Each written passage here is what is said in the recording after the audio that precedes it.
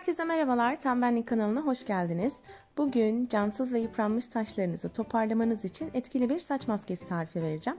Pırıl pırıl parlayan, ipek gibi yumuşacık ve bakımlı saçlara sahip olmak istiyorsanız bu maske tüm saç sorunlarınıza çözüm olacak. Hemen malzemeleri saymakla başlayayım.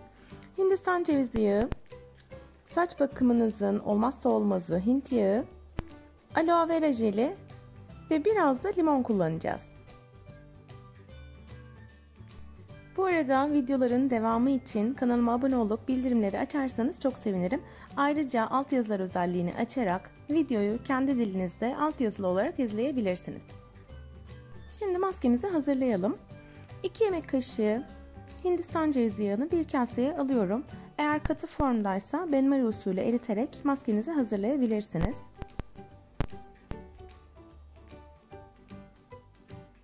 Daha sonra 2 tatlı kaşığı aloe vera jeli.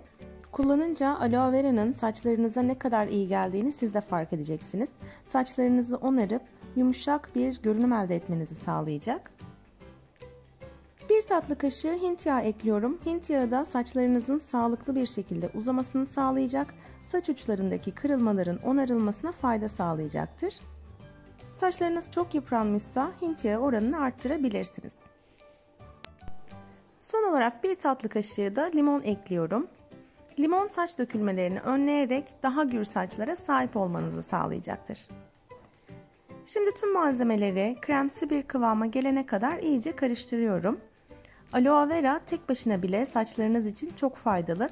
Bir de bu şekilde diğer ürünlerle birleşince vazgeçemeyeceğiniz bir saç maskesi elde etmiş oluyorsunuz.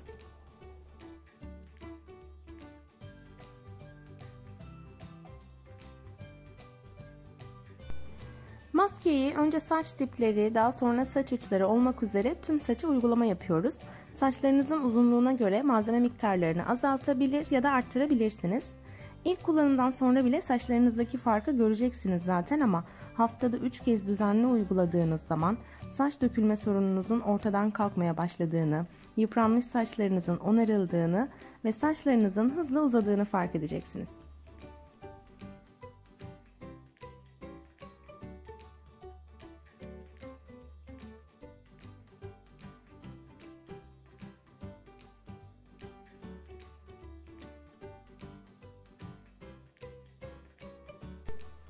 Tüm saça uygulama yaptıktan sonra en az 1 saat bekleyip saçlarınızı yıkayabilirsiniz.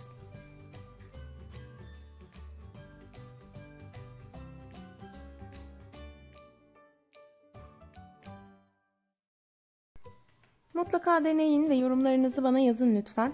Bu arada Instagram hesabımdan da bana ulaşabilirsiniz. Hepinize sağlıklı, mutlu, huzurlu günler diliyorum. Tekrar görüşmek üzere, hoşça kalın.